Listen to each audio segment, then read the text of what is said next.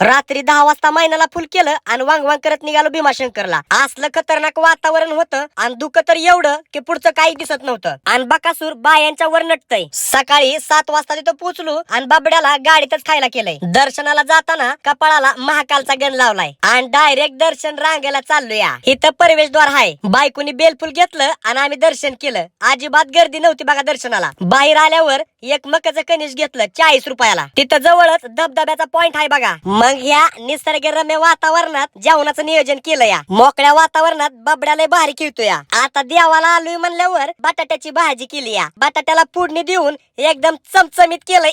कसंय बकासूर गेलाय पाणी आणायला भांडतोया आणि त्या पाण्यात बाबड्या खेळत बसला. पटांगणात बसून चपात्याचं नियोजन केलंय बायकोनी म्या.